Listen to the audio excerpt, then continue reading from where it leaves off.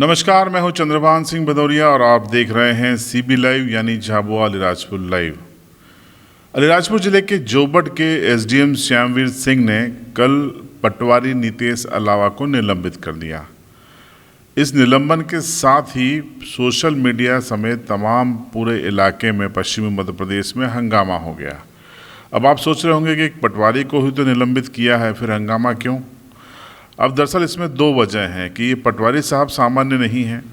सामान्य नहीं है इससे मतलब ये है कि ये जयेश संगठन के प्रमुख पदाधिकारियों में से एक हैं और जयेश की विचारधारा के को लेकर वो लड़ाई लड़ते रहे हैं। और दूसरा ये है कि जिस वजह को बताकर निलंबित किया गया है वो वजह पूरे मध्य प्रदेश के आदिवासियों को बीते कुछ समय से आंदोलित कर रही है।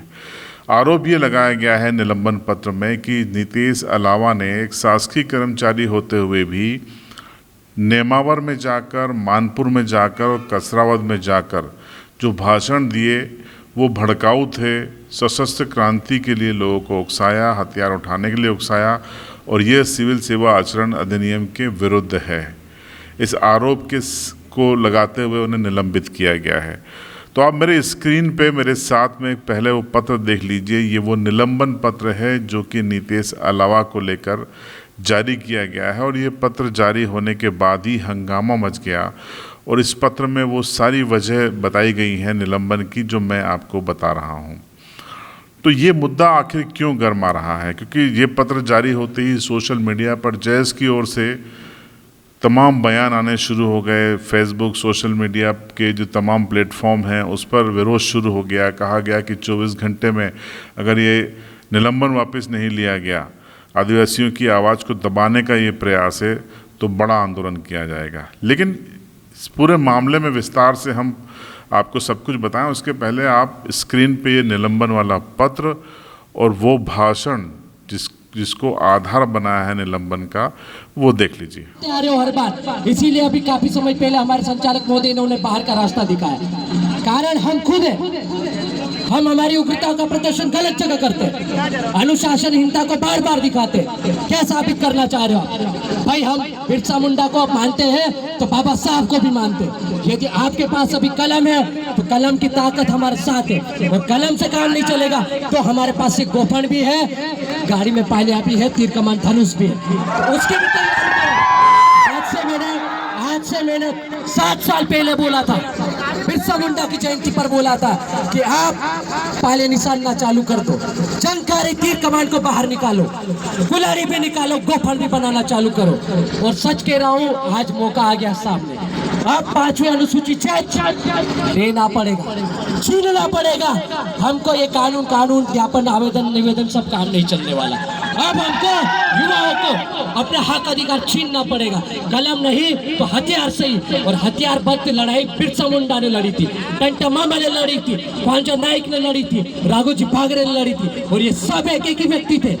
एक एक व्यक्ति ने, ये टंटा मामा की जन्मभूमि है, ये कर्मस्थली है, और ऐसी जगह हमारी बहन बेटियों को 10 फीट गहरे गड्ढे में गाड़ दिया गया। कितनी शर्मनाक बात है। हम बोल रहे आदिवासी शेर आया, हम शेर है बोल रहे। अरे काय का शेर यार भाई? शेर होता तो उस भेड़े को हम निचोड़ के खा जाते अभी तक। इसको बाहर निकालो, हम सजा देंगे इसको, हम सजा देना चाह रहे हैं।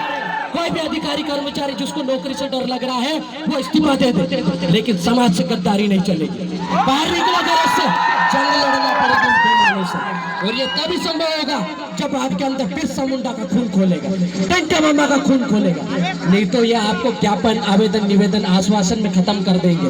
अभी आपको मालूम है नेमावर में जो घटना हुई, उसके जस्ट पास में मानपुर में जो हमारा अधिसूचित क्षेत्र है, इंदौर संभाग का आता है, धार जिले और खरगोन जिले के कई जिले, उसमें कई गांव प्रभावित हो रहे, वहां भी एसिड युक्त केमिकल का पानी नदी में छोड़ा गया है। तो आपने नीतेश अलावा का ये भाषण सुना जिसको लेकर प्रशासन को आपत्ति थी और इसी को आधार बनाकर निलंबन किया गया है। अब इस निलंबन के बाद से सोशल मीडिया में जो गुस्सा जयेश वालों का फूटा है उसमें इस पूरे प्रकरण में ऐसे तो सीधे तौर पर संघ और आरएसएस का कोई लेना देना नहीं है, लेकिन निशाने पर आरएसएस आ गई। पहले देखिए डॉक्टर आनंद राय जो कि जयेश के चाणक्य माने जाते हैं, थिंक टैंक माने जाते हैं, उन्होंने किस तरीके से संघ पे हमला किया, पहले ये बयान देखिए। अलीराजपुर जिला प्रशासन ने एक युवा, जुझारू युवा नितेश अलावा, जो वैसे तो पटवारी के पद पे कार्यरत थे लेकिन सामाजिक रूप से बहुत सक्रिय है, आज यदि आदिवासी समाज की बच्चियों का बलात्कार हुआ तो क्या आदिवासी कर्मचारी अधिकारी आवाज़ नहीं उठाएगा? क्या मानपुर में केमिकल डालकर पूरे आदिवासी समाज को मारने की साजिश रची जाएगी तो क्या आदिवासी अधिकारी कर्मचारी आवाज़ नहीं उठाएगा? क्या सेंचुरी मिल के जो असंख्य मजदूर हैं उनको रोड पर राज ला दिया गया, क्या कारपोरेट के खिलाफ युवा आवाज़ नहीं उठाएगा? और यदि युवा आवाज़ उठाएगा तो आप उसको निलंबित करेंगे, उसको सेवा से बर्खास्त करेंगे? क्या आदिवासी अधिकारी कर्मचारी आपके गुलाम हैं? मैं पूछना चाहता हूं मध्य प्रदेश सरकार से कि क्या शासकीय अधिकारी कर्मचारी आरएसएस की शाखाओं में जाने के लिए स्वतंत्र है? क्या आरएसएस भारतीय जनता पार्टी का मातृ संगठन नहीं है? क्या प्रधानमंत्री होने के नाते आपको राजनीतिक रैलियां नहीं करनी चाहिए? आप करते हैं, मुख्यमंत्री राजनीतिक रैलियां करते हैं, आप लोक सेवक हैं। लोक सेवक होने के नाते आपका दायित्व देश और प्रदेश के लिए काम करना है, न कि व्यक्ति विशेष, धर्म विशेष के लिए काम करना है। दो लोक सेवकों में आप डिफ्रेंशिएट नहीं कर सकते हैं। आपकी विचारधारा को जो लोक सेवक सपोर्ट करते हैं, उन जो शाखाओं में जाते हैं उनको तो आप सपोर्ट करते हैं, और वहीं आदिवासी समाज के लोग जो अपने जल जंगल ज़मीन और अपने अधिकार की रक्षा के लिए आवाज़ उठा रहे हैं, वो पढ़े लिखे युवा हैं। यदि आज वो आवाज़ नहीं उठाएंगे तो उनकी पढ़ाई लिखाई का क्या मतलब है? मैं नितेश अलावा के निलंबन का पुरजोर विरोध करता हूं और राज्य सरकार से मांग करता हूं कि यथाशीघ्र जो है उनका निलंबन वापस किया जाए, वरना हम इस मुद्दे को हाईकोर्ट ले जाएंगे और हाईकोर्ट से रिक्वेस करवाएंगे। तो आपने देखा कि किस तरीके से नितेश अलावा के निलंबन का विरोध करते करते जय सीधा संघ पर हमलावर हो गया। लेकिन इस पूरे मसले पर चूँकि संघ पे आरोप लगाए जा रहे थे सरकारी अधिकारी कर्मचारियों को लेकर, तो हमने संघ का पक्ष जानना भी अपने पत्रकारिता के मूल्यों के अनुसार जरूरी समझा। तो सुनिए आरएसएस संघ की ओर से जो प्रतिक्रिया दी वो दी दौलत भावसार ने, जो कि बीजेपी के भी नेता हैं और संघ के स्वयंसेवक रहे हैं। सुनिए। कि संघ के बारे में जो भी बोला गया है वो घोर आपत्तिजनक है। संघ को इन मामलों में घुसना नहीं चाहिए। संगठन एक राष्ट्रभक्ति का है, देशभक्ति का वाला संगठन है। वो राष्ट्र के निर्माण में वो अपना काम करता है, और सशस्त्र क्रांति की कभी संघ ने बात नहीं करी है। ये तो इस प्रकार की बात कर रहे हैं उसमें जैसे मुगलों का और अंग्रेज़ों का राज हो और सशस्त्र क्रांति करना है। तो भाई अपने आज़ाद भारत में सबको जीने का अधिकार है और अमन चैन शांति से जिए, अपना अपना विकास करें, ये बात होना चाहिए। सशस्त्र क्रांति की क्या आवश्यकता पड़ रही है? तो सशस्त्र क्रांति हथियार उठा लो, कुल्हाड़ी उठा लो, तीर कमान की धार तेज कर लो, गोफन उठा लो, तो ये क्या है सब? ये तो समाज को विघटित करने के, उनको भड़काने के, उनमें अशांति पैदा करने का कार्य किया जा रहा है। तो ये संघ थोड़ी नहीं करता है, या अन्य संगठन करते होंगे। संघ ये काम नहीं करता है। मैं भी संघ स्वयंसेवक हूँ, इस नाते बाल्यकाल से आज मैं 60 साल की उम्र है, कभी मैंने संघ में इस प्रकार का वातावरण नहीं देखा। वहाँ तो राष्ट्रभक्ति, तेरा वैभव अमर रहे, माँ हम दिन चार रहे न रहे, ये सिखाया जाता है। वसुदेव कुटुंबकम, सारा परिवार, सारे समाज, सारे बंधु हमारे हैं, हम उनके लिए, हम वो हमारे लिए, ये भावना सिखाई जाती है। तो ये अंतर समझना होगा संघ पर आरोप लगाने वालों को। जय हिंद, जय भारत, जय श्री राम। अब चूंकि मामला जोबट में विधानसभा उपचुनाव होने हैं, इसलिए सियासत का भी हो गया है। क्योंकि अब कहा जा रहा है कि घेराव किया जाएगा जोबट के तहसील कार्यालय का, जहां पे एसडीएम कार्यालय भी स्थित है, अगर 24 घंटे में निलंबन नहीं किया गया तो इस पूरी लड़ाई में अब कांग्रेस भी कूद गई है। महेश पटेल ने आज प्रेस कॉन्फ्रेंस की है अलीराजपुर में। उन्होंने कहा कि आदिवासियों की आवाज़ को दबाने का प्रयास ये निलंबन, और कांग्रेस इसका विरोध करती है। देखिए महेश पटेल का यह बयान भी सुन लीजिए। आदिवासी की आवाज दबाई जा रही है, क्योंकि भारतीय जनता पार्टी की सरकार है। सरकार ये चाहते कि आदिवासियों का शोषण हो, और जो हमारे जो वरिष्ठ लोग, समाज के लोग, कई नेता लोग जो आवाज उठा रहे, उनको ये सस्पेंड करना, कभी निलंबित करने के माध्यम से कि आवाज दबाने की कोशिश कर रहे हैं। लेकिन हम कभी आवाज नहीं दबने देंगे। और जो हमारे आदिवासियों के साथ अगर अत्याचार होएगा तो चाहे जो भी हो जाए तो हम इसके लिए भी लड़ाई लड़ेंगे, क्योंकि जो नीतीश अलावा जी के साथ जो एसडीएम ने किया है, जो कि एसडीएम है वहाँ का जोबट का, आईएएस है, और वो केंद्रीय मंत्री प्रहलाद पटेल का दामाद है। और ऐसा लगता है कि भारतीय जनता पार्टी के दबाव में निलंबित किया है। एक तरफ से मुख्यमंत्री कहता है कि हम आदिवासियों का वो कर रहे हैं, और दूसरी तरफ ये शोषण किया जा रहा है आदिवासियों के साथ। तो ये आने वाले समय में इनको हम सबक सिखाएंगे। अगर मुख्यमंत्री 23 तारीख को अगर भाभरा आते तो पूरे जिले के आदिवासी समाज के लोग और सभी लोग, अगर ये नीलेश अलावा को तत्काल वो नहीं किया बहाल, तो हम 23 को करेंगे और सोमवार को भी करेंगे। ये जो मामला है वो साफ तौर पर दिख रहा है कि गर्मा रहा है। अब आपको हम स्क्रीन पे सोशल मीडिया के कुछ पोस्ट दिखा रहे हैं जो इस पूरे मसले को लेकर लगातार सामने आ रही हैं।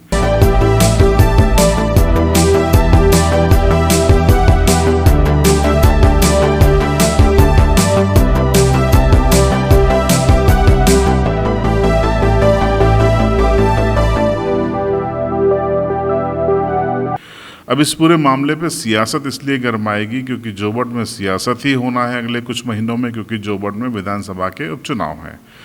कई लोग सोशल मीडिया पर अब ये मांग कर रहे हैं कि क्यों न नीतीश अलावा को एक उम्मीदवार बना दिया जाए, क्योंकि सरकार ने यहाँ पर इसलिए उनको निलंबित किया है क्योंकि वो समाज के लिए आवाज़ उठा रहे थे। सही गलत क्या है उसमें हम नहीं पढ़ रहे हैं, लेकिन नीतीश अलावा ने इस पूरे मामले में अपना पक्ष जारी किया है। इस वीडियो के जरिए आप उनका पक्ष भी सुनिए। जाति धर्म वर्ग का व्यक्ति हो, यदि किसी के खिलाफ शोषण होगा, किसी के ऊपर अत्याचार होगा, किसी के हक अधिकार का हनन होगा, तो निश्चित रूप से हमें वहाँ पर अपनी आवाज़ बुलंद करना चाहिए। और ये हमारा संवैधानिक राइट्स है। और सिविल सेवा आचरण संहिता ये नहीं कहती कि आप अपने हक अधिकारों के लिए नहीं बोल सकते हो। वो ये कहती है कि आप किसी पार्टी का प्रचार नहीं कर सकते हो, किसी पार्टी का झंडा नहीं उठा सकते। हमने ये काम आज तक नहीं किया। हमने जो कार्यक्रम किए, जो भी आवाज़ उठाई, सामाजिक मेहनत पे उठाई, और उसको आगे भी बुलंद करते रहेंगे। और इसी कारण की वजह से मुझे जिस तरह से बिना नोटिस दिए एक तरफा किसी की शिकायत पर दबाव में आकर निलंबन की जो कार्रवाई हुई मेरे पे, उसकी पूरे सामाजिक संगठनों के पदाधिकारियों ने अपने अपने लेटर पैड के माध्यम से और निंदा की है। सोशल मीडिया पे आक्रोश आप सभी देख रहे हो। और आदिवासी समाज के जो जिम्मेदार लोग हैं उनने 24 घंटे का अल्टीमेटम दे के कल यानी कि रविवार को जोबट में घेराव तहसील ऑफिस का घेराव करके कुछ मांगों को लेकर प्रदर्शन की बात कही है। चूँकि मेरी तरफ से ये कोई आह्वान नहीं है, ये सामाजिक मूवमेंट है। तो आपने इस पूरे मामले में सभी पक्षों को सुना, देखा, किसका क्या स्टैंड है। हमने जयेश का स्टैंड भी बताया, हमने आरएसएस का स्टैंड भी बताया, कांग्रेस क्या कह रही है हमने आपको वो भी बताया, नीतीश अलावा का भी बताया। प्रशासन की ओर से औपचारिक रूप से कोई बयान सामने नहीं आया है। निलंबन का पत्र ही उनका बयान है और उसी में बाकायदा उन्होंने साइन सिग्नेचर सब किए हुए हैं। तो इसका मतलब है कि प्रशासन का स्टैंड क्लियर है। इस मामले में सियासत आने वाले दिनों में गरमा सकती है, क्योंकि आह्वान किया जा रहा है सोशल मीडिया में कि चलो जोबट अगर 24 घंटे में निलंबन वापस नहीं होता है तो। अब सवाल ये है कि अगर जोबट अगला केंद्र बनता है शक्ति परीक्षण का, जैसा कि नेमावर बना, मानपुर बना, तो फिर जोबट में ही उपचुनाव होना है और इसीलिए कांग्रेस भी इसमें एंट्री ले रही है। तो ऐसे में सियासत भी गरमाना तय है। और सबसे बड़ा सवाल ये है कि लगातार केंद्र सरकार कह रही है कि तीसरी लहर की आशंका है, भीड़ मत जुटाइए, लेकिन अगर विरोध प्रदर्शन होता है तो चूँकि सियासी जहाँ पर उथल पुथल होती है वहाँ पर फिर सोशल डिस्टेंसिंग का कोई ध्यान नहीं रखता, फिर चाहे कांग्रेस हो, चाहे बीजेपी हो, चाहे जयेश हो या कोई भी हो, तो फिर से भीड़ इकट्ठी होनी है और फिर से धरना, प्रदर्शन, आक्रोश, रैली, पुलिस, एफआईआर, वो सब कुछ होनी है। बहरहाल अगले 24 और 48 घंटे बेहद महत्वपूर्ण है इस पूरे मामले में कि क्या इस मामले का शांतिपूर्ण ढंग से पटाक्षेप होता है या फिर ये मामला भी आंदोलन की राह पकड़ता है। जो भी होगा हम आपको अपडेट देते रहेंगे, लेकिन इस पूरे मामले पर आपकी क्या राय है कमेंट बॉक्स में आप ज़रूर बताएं। चैनल को आपने सब्सक्राइब नहीं किया है तो सब्सक्राइब कीजिए, बेल आइकन दबाइए, क्योंकि सारे महत्वपूर्ण नोटिफिकेशन आपको बेल आइकन दबाने पे ही मिलेंगे।